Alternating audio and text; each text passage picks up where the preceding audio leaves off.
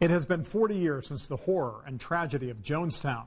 Indianapolis minister turned cult leader Jim Jones ordered the murder and mass suicide of more than 900 followers, including hundreds of children. Jim Jones started preaching in Indianapolis back in the 50s. In the 60s, he moved his People's Temple congregation to San Francisco, and then after that into the South American jungle of Guyana.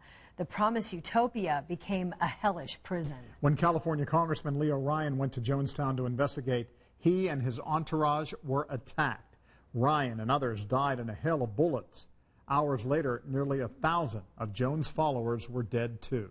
Rich Van Wyk found one survivor who kept his life, but he lost his family in the process. I think about him every day. Tom BEIKMAN has only memories and old pictures of Ron, his 11-year-old brother, his mom, Becky. She was so enclosed in this one. This was over in the jungle. And his buddies. Chris Cordell, he and I went to school, in high school together. 3 of 903 people who died in Jonestown. They died for no good reason. And it wasn't by choice. It wasn't mass suicide. That's a fallacy. It was mass murder. We first met Tom 40 years ago, a skinny 21-year-old coming home from Jonestown with the casket bearing the body of his mother. I remember that day. It's like somebody ripped your heart out. His little brother's remains were never identified. I would have rather died and let my brother live because he was younger.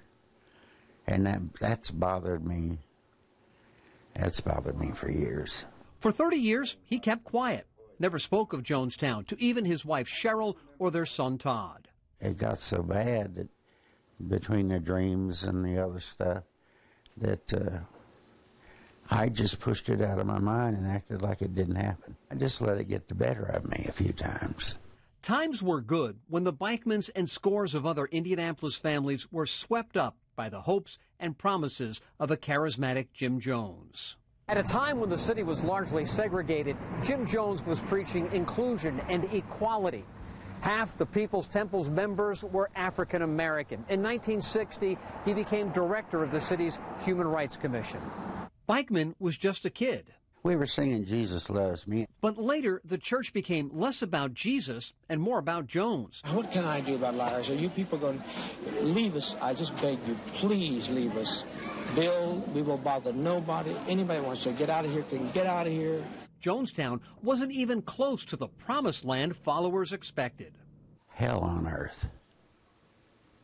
Worse hell, I think I wouldn't send my worst enemy there.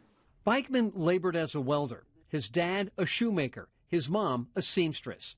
The work was brutal, the food terrible. Armed guards and the jungle made Jonestown a prison. What saved your life? This arm. A broken arm.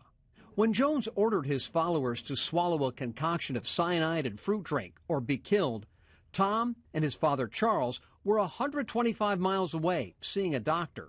I knew something was going to happen at some point,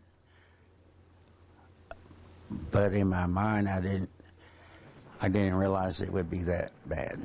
Only 33 people survived. Charles BEIKMAN spent years in a Guyana prison. When set free, he struggled and passed away in 2001. And that's her holding me right there. Tom struggles too when he sees the faces of all the Jonestown victims.